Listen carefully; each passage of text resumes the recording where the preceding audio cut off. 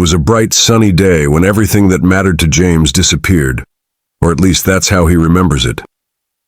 James stood at the edge of the mansion's grand balcony, the sun glaring down on Lagos. Below him, the sprawling estate seemed like a world that no longer belonged to him. It was his, but it wasn't. Not anymore. The house, his family's legacy, was no longer a symbol of wealth and success. It was a reminder of everything he had lost, of his parents, who had been taken from him in the most brutal of ways. And that wasn't even the hardest part. The hardest part was knowing that the man who had taken everything from him, the man who had killed his parents, was the one who was now enjoying all the luxuries they had worked so hard to build. His uncle, Chief Thomas. James had spent nights tossing and turning, wondering how it all went so wrong. How his parents' trusted brother, a man who he had once looked up to, could betray them like that. His mind often wandered back to that fateful night, the night everything changed. It was late. His parents had hosted a small dinner at their home to celebrate their recent business success. James was upstairs, studying for his exams, when he heard shouting downstairs. He rushed down, but by the time he reached the living room, it was too late. His parents were already collapsing, eyes wide in horror as the poison spread through their bodies. "James! Call for help! Call the doctor!" His mother had screamed before everything went silent.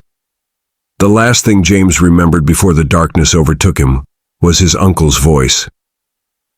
"Don't worry, James. You'll be okay. I'll take care of you. Your parents are gone, but I'll look after you." But he didn't.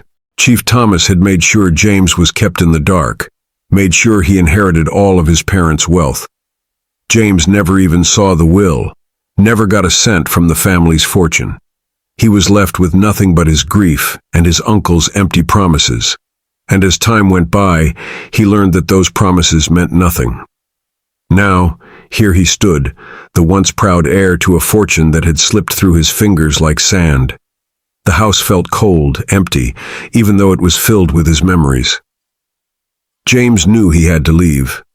He couldn't stay here, not in the place that reminded him of everything he had lost. He turned away from the balcony and walked back through the grand hallway, his footsteps echoing in the silence.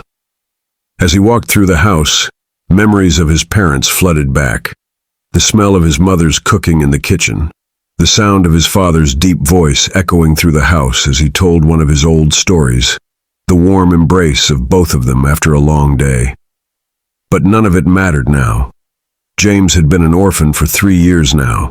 His parents were gone, and he had no one. His uncle didn't care about him.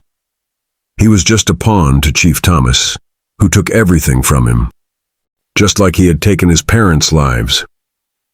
James tried to hold on to hope, tried to convince himself that maybe one day things would get better. But the rejections came in waves. 3 years, countless applications, and not one decent job. He was a graduate of business administration with a first-class degree, but the world seemed to close its doors on him.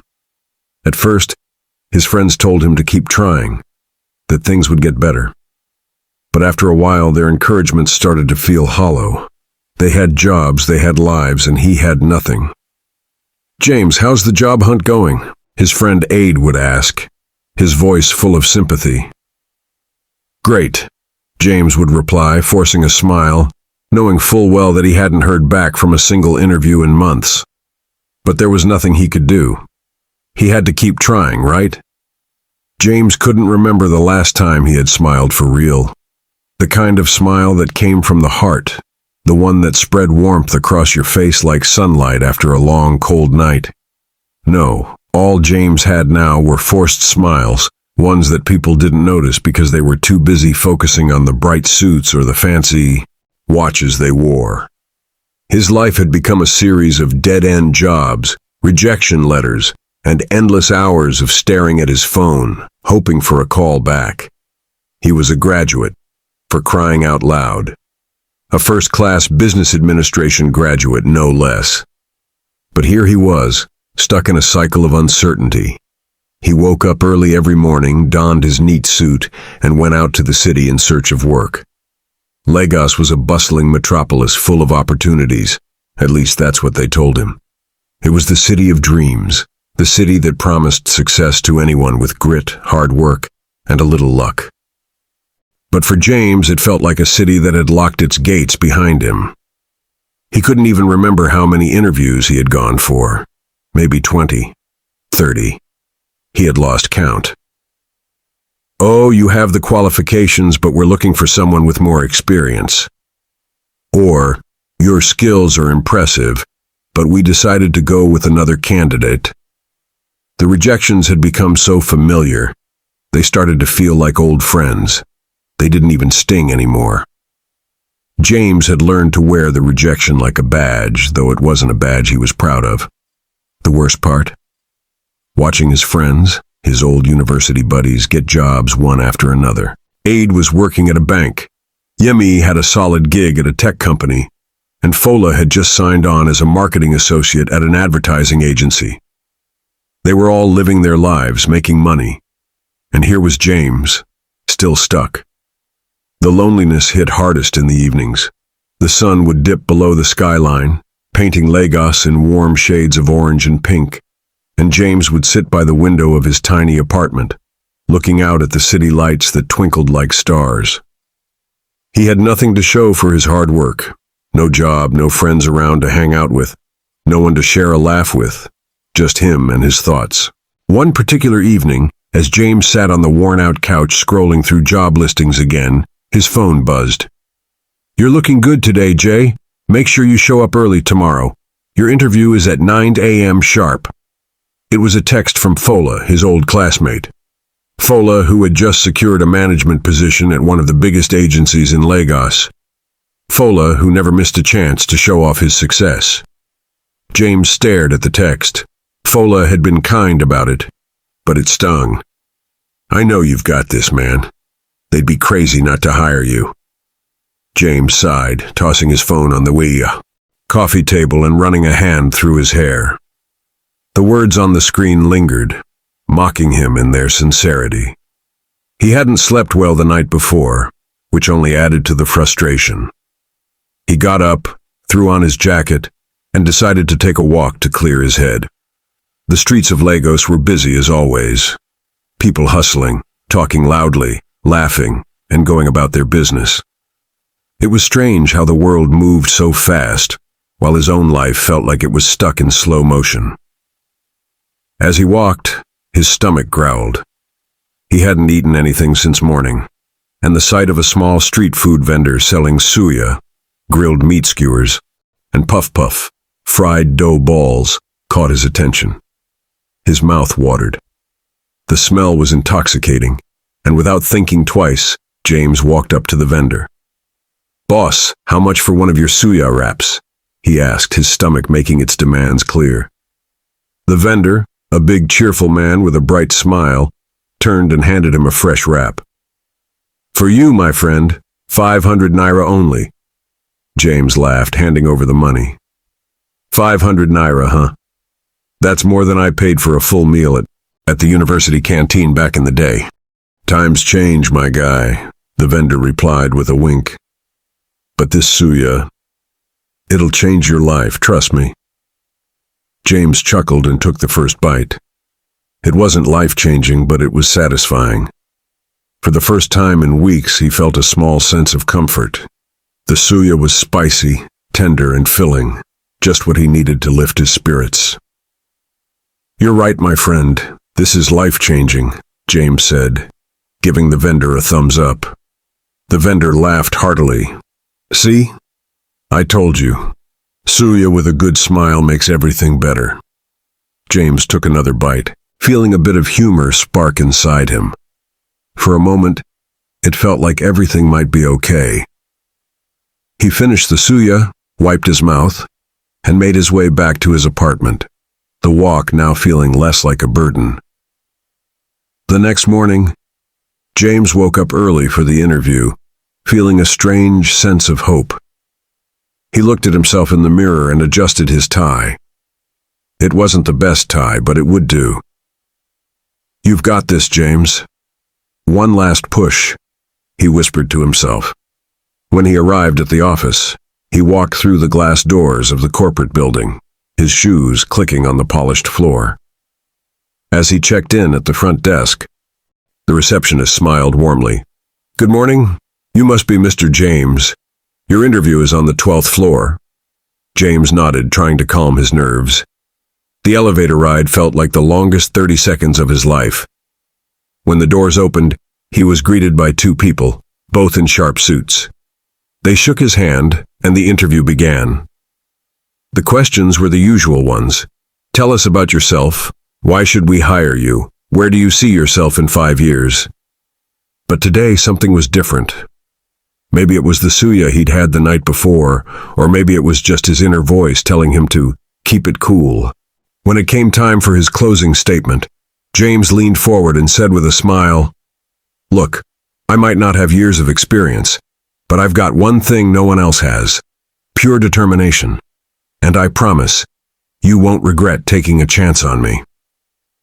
The panel exchanged glances, then nodded. "We'll be in touch, Mr. James." James walked out of the office with a small but genuine smile. For the first time in a long while, he felt like things were going to change. Maybe not today, but soon. But as he walked out onto the busy streets of Lagos, he knew this was just one of many steps on a path that would test him in ways he couldn't yet imagine. And Chief Thomas, his manipulative uncle, was still out there, controlling his fate. James had a choice to make. Let life crush him or rise above it. But with a determination like his, there was no question he would rise. It had been a week since James had walked out of that corporate office, and the silence in his apartment was deafening. He'd heard nothing. Not a call. Not an email. Not a text. He had played every scenario in his head, trying to predict the outcome. But this was the worst kind of silence.